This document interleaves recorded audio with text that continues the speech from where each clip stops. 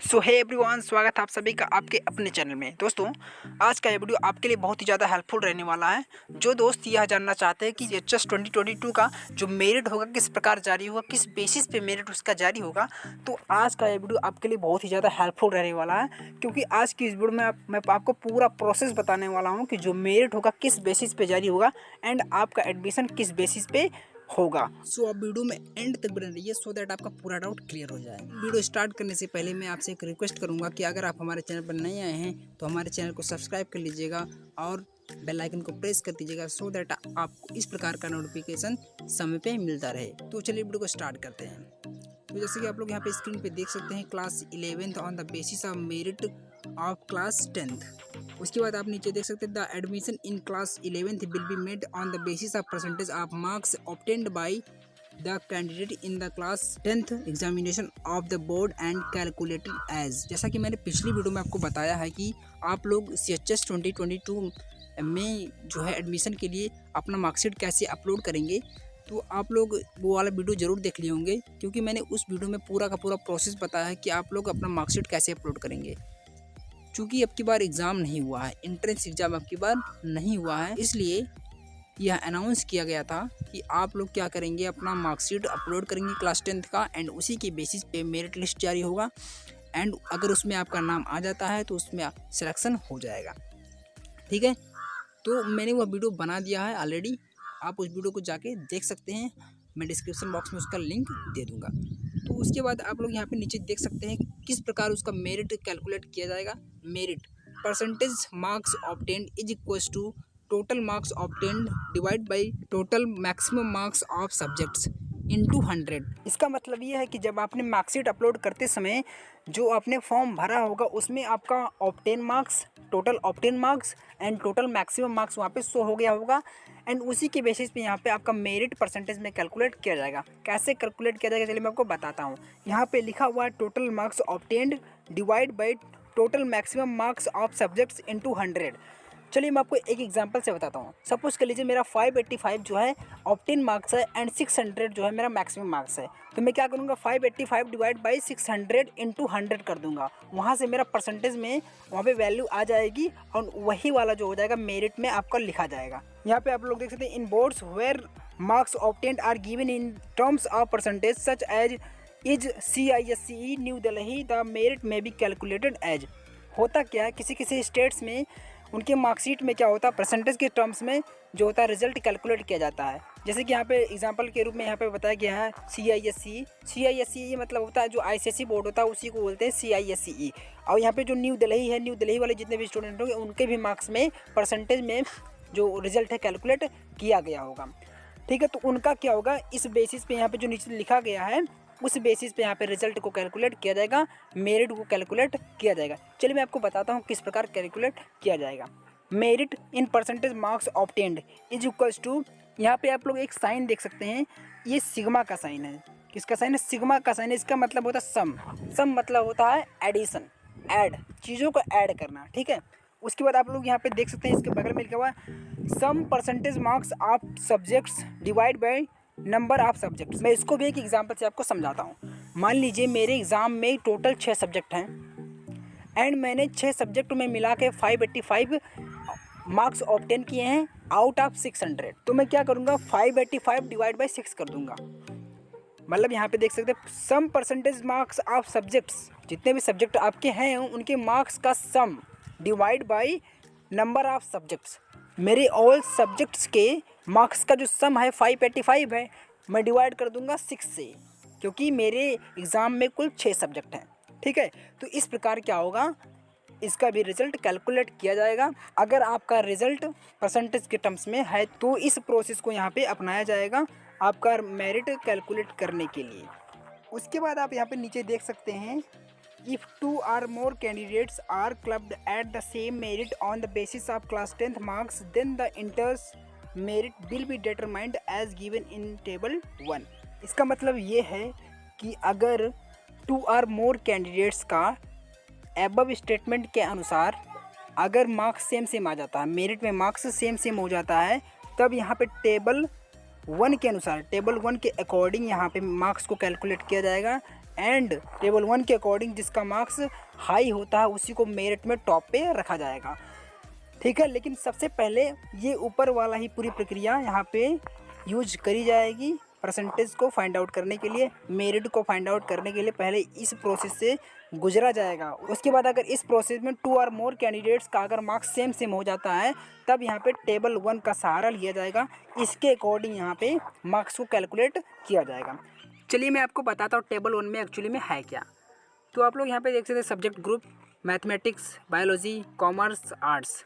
उसके बाद यहाँ पे आप साइड में देख सकते हैं subjects to be considered for inter se merit. अगर ऊपर वाला ऑप्शन, ठीक है, अगर ऊपर वाला ऑप्शन कामगार नहीं होता है, अगर उसमें 2 और मोर कैंडिडेट्स का मार्क्स सेम हो जाता है तो टेबल 1 का यहाँ पे सहारा लिया जाएगा। एंड इसमें किस प्रकार का सहारा लिया जाएगा, इसमें आपका जो सब्जेक्ट है, जिस भी सब्जेक्ट से आप कर रहे हैं, जिस भी सब्जेक्ट से आप अप्लाई किए हुए हैं CHS 2021 में, ठीक है, उसी के बेसिस पे यहाँ पे मार्क्स कैलकुलेट किया जाएगा। सपोज कर लीजिए आप मैथमेटिक्स ग्रुप से हैं तो आपका यहाँ पे मैथमेटिक्स में परसेंटेज मार्क्स देखा जाएगा कि आपके मैथमेटिक्स में कितने मार्क्स आए हैं, कितने परसेंट मार्क्स आए हैं। अगर आप बायोलॉजी स्ट्रीम में हैं तो यहाँ पे साइंस का मार्क्स देखा जाएगा कि साइंस में कितने परसेंट आपके मार्क्स आए हैं। अगर आप कॉमर्स स्ट्रीम से हैं, कॉमर्स ग्रुप से हैं, तब आपका यहाँ पे percentage marks in social science, आप सोशल साइंस 3-4 सब्जेक्ट मिला के सोशल साइंस बनता है हाई स्कूल में, हिस्ट्री, सिविक्स, ज्योग्राफी, इकोनॉमिक्स, ये 4 सब्जेक्ट को मिला के बनता है, यहाँ पे क्या बनता है, सोशल साइंस बनता है। बट यहाँ पे आप कुछ इंस्ट्रक्शन देख सकते हैं for CISCE board percentage marks in history plus civics plus यहाँ पे आप देख सकते हैं ज्योग्राफी प्लस मैथमेटिक्स, मतलब यहाँ पे 4 सब्जेक्ट को यहाँ पे मिला के सोशल साइंस का यहाँ पे मार्क्स कैलकुलेट करेगा। ठीक है, कॉमर्स वाले ग्रुप में। उसके बाद अगर मैं आर्ट्स की बात करूँ तो यहाँ पे आप लोग देख सकते हैं percentage marks in social science. उसके बाद आप लोग यहाँ पे कुछ इंस्ट्रक्शन देख सकते हैं फॉर CISC बोर्ड्स, उनके लिए आर्ट्स में किस प्रकार कैलकुलेट किया जाएगा, percentage marks in history plus civics plus geography, in 3 subjects को मिला के यहाँ पे आर्ट्स में परसेंटेज कैलकुलेट किया जाएगा। उसके बाद आप यहाँ पे नीचे देखेंगे, नीचे क्या लिखा हुआ है, कुछ रेड मार्क में दिखाया गया, रेड लाइन में आप लोग यहाँ पे देख सकते हैं परसेंटेज मार्क्स में be calculated up to 3 place of the decimal, मतलब आपके परसेंटेज मार्क्स को 3 प्लेस तक कैलकुलेट किया जा सकता है, डेसिमल के 3 प्लेस तक कैलकुलेट किया जा सकता है। अगर इस कंडीशन में भी 2 और मोर कैंडिडेट्स का यहाँ पे मार्क्स सेम हो जाता है, मेरिट में मार्क्स सेम हो जाता है, तो यहाँ पे टेबल 2 का सहारा लिया जाएगा। आगे पढ़ के दिखा देता हूँ आपको, यहाँ पे लिखा हुआ इफ़ 2 और more candidates are having the same marks even when calculated as per table number 1 then further merit will be determined taking subject combination as given in table 2। मतलब जिस भी सब्जेक्ट से आप अप्लाई किए हुए हैं, अगर वह सब्जेक्ट देखने के बावजूद भी अगर 2 और मोर कैंडिडेट्स का मार्क्स सेम हो जाता है तब यहाँ पे टेबल 2 का सहारा लिया जाएगा। लेकिन उसमें क्या होगा, सब्जेक्ट्स का कॉम्बिनेशन होगा। जैसे अगर मैथमेटिक्स स्ट्रीम से है तो मैथमेटिक्स प्लस साइंस दोनों को देखा जाएगा टेबल 2 के अनुसार। चलिए मैं आपको बताता हूँ, यहाँ पे आप लोग देख सकते हैं, यहाँ पर subject group subject to be considered for inter se merit. ठीक है, अब मैथमेटिक्स ग्रुप की अगर बात किया जाए तो यहाँ पे percentage marks in mathematics plus percentage marks in science. अब यहाँ पे सब्जेक्ट का कॉम्बिनेशन लिया जाएगा। अगर आप मैथमेटिक्स ग्रुप से हैं, मैथमेटिक्स स्ट्रीम से हैं, तो यहाँ पे 2 सब्जेक्ट का कॉम्बिनेशन लिया जाएगा। इसका मतलब मैथमेटिक्स और साइंस के परसेंटेज को सम किया जाएगा, दोनों का सम किया जाएगा एंड वहाँ से परसेंटेज आपका कैलकुलेट किया जाएगा। उसके बाद यहाँ पे अगर मैं बायोलॉजी स्ट्रीम की बात करूँ तो यहाँ पे percentage marks in science plus percentage marks in mathematics, तो इस बेसिस पे यहाँ पे 2 सब्जेक्ट का कॉम्बिनेशन बायोलॉजी में भी लिया जाएगा, साइंस और मैथमेटिक्स का, एंड इसी के बेसिस पे यहाँ पे परसेंटेज मार्क्स कैलकुलेट किया जाएगा। उसके बाद अगर मैं कॉमर्स स्ट्रीम की बात करूँ तो percentage marks in social science for CISCE board, percentage marks in history plus civics plus geography plus percentage marks in mathematics plus science. इसका मतलब यहाँ पे देख सकते हैं आप लोग कितने सब्जेक्ट का यहाँ पे कॉम्बिनेशन लिया जाएगा, मतलब सोशल साइंस, मैथमेटिक्स और साइंस का यहाँ पे कॉम्बिनेशन लिया जाएगा। जैसा कि मैंने टेबल 1 में बताया कि सोशल साइंस में इतने सब्जेक्ट यहाँ पे लिए गए हैं, हिस्ट्री, सिविक्स और ज्योग्राफी, प्लस यहाँ पे मैथमेटिक्स और साइंस को भी ऐड किया जाएगा कॉमर्स वाले ग्रुप में, कॉमर्स वाले स्ट्रीम में। ओके, तो इस प्रकार यहाँ पे 3 सब्जेक्ट का यहाँ पे कॉम्बिनेशन लिया जाएगा कॉमर्स स्ट्रीम में भी। अगर मैं आर्ट्स स्ट्रीम की बात करूँ तो यहाँ पे आप लोग देख सकते हैं percentage marks in social science, और आपको मैं टेबल 1 के अकॉर्डिंग बता चुका हूँ कि सोशल साइंस में कितने सब्जेक्ट आते हैं, plus percentage marks obtain in one of the languages where it is the maximum. और इसमें क्या लिया जाएगा, हिंदी और इंग्लिश में से जिस भी सब्जेक्ट में आपका मैक्सिमम मार्क्स होगा उसको ले लिया जाएगा। मतलब सोशल साइंस प्लस इंग्लिश और हिंदी, इन्हीं दो सब्जेक्ट को मिला के यहाँ पे आर्ट्स में परसेंटेज कैलकुलेट किया जाएगा एंड उसी के बेसिस पे आपका मेरिट बनेगा। उसके बाद आप यहाँ पे नीचे फिर रेड लाइन में आप देख सकते हैं वही चीज़ लिखा हुआ है यहाँ पे, percentage marks may be calculated up to 3 place of the decimal. मतलब डेसिमल के 3 प्लेस तक कैलकुलेट किया जा सकता है आपका परसेंटेज। उसके बाद आप नीचे यहाँ पे कुछ और देख सकते हैं, कुछ इंस्ट्रक्शंस और है, चलिए मैं आपको पढ़ के बता देता हूँ।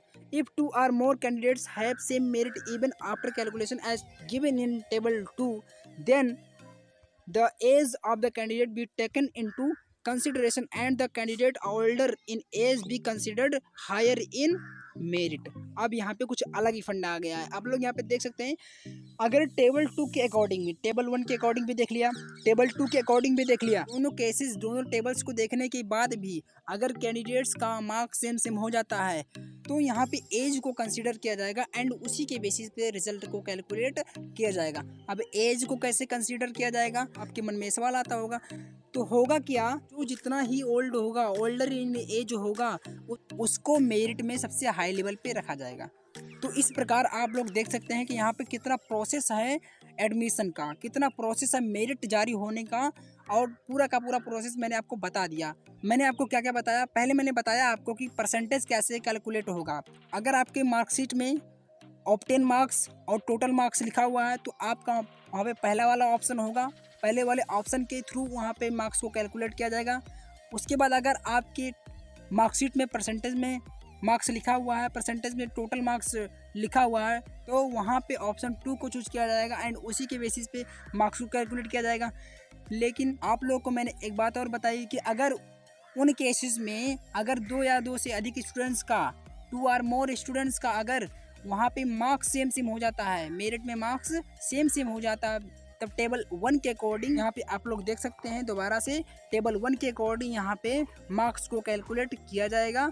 और अगर इस केस में भी अगर 2 or more कैंडिडेट्स का मार्क्स सेम सेम हो जाता है तब यहाँ पे टेबल 2 के अकॉर्डिंग यहाँ पे इसका रिजल्ट कैलकुलेट किया जाएगा। यहाँ पे सब्जेक्ट का कॉम्बिनेशन होगा, 2 or more सब्जेक्ट का यहाँ पे कॉम्बिनेशन होगा एंड इसी के बेसिस पे यहाँ पे रिजल्ट को कैलकुलेट किया जाएगा। लेकिन अगर इसके बावजूद भी अगर 2 or more कैंडिडेट्स का मार्क्स सेम सेम हो जाता है तब उनके एज को देखा जाएगा। जो भी जितना ओल्डर होगा, जो ज़्यादा एज का होगा, उसको हायर इन मेरिट रखा जाएगा। मतलब मेरिट में हायर रखा जाएगा, हाई लेवल पे उसको रखा जाएगा। ठीक है, तो इस प्रकार आप पूरा का पूरा प्रोसेस देख सकते हैं। मैंने पूरा प्रोसेस आपको बता दिया, एडमिशन का यही प्रोसेस रहने वाला है। अगला वीडियो आपके लिए मैं क्या बनाऊं आप लोग कमेंट करके ज़रूर बता सकते हैं। और CHS से रिलेटेड अगर कोई भी डाउट आपको हो तो आप कमेंट करके ज़रूर बताइए, मैं आपके लिए वीडियो बना दूंगा। मैंने CHS फुल ट्यूटोरियल करके एक प्लेलिस्ट बना रखा है, आप उस प्लेलिस्ट पे जाके पूरा का पूरा डाउट वहाँ पे देख सकते हैं। मैंने पूरा का पूरा वीडियो बना रखा है, वहाँ से आपका कोई भी डाउट नहीं छूटेगा, आपका पूरा डाउट वहाँ पे क्लियर हो जाएगा CHS को लेकर। अगर कोई डाउट बचता भी है तो आप कमेंट करके जरूर पूछिए। सो आई होप आपको वीडियो पसंद आया होगा। अगर ये वीडियो पसंद आया तो इस वीडियो को एक लाइक कर दीजिएगा और आपसे एक रिक्वेस्ट है, अगर इस चैनल पर नए आए हैं तो इस चैनल को सब्सक्राइब कर लीजिएगा और बेल आइकन को प्रेस कर दीजिएगा, क्योंकि ऐसे अपडेट्स आपके लिए मैं लाता रहता हूं। और इसी के साथ मिलते हैं अगली वीडियो में, तब तक के लिए जय हिंद, वंदे मातरम, बाय बाय।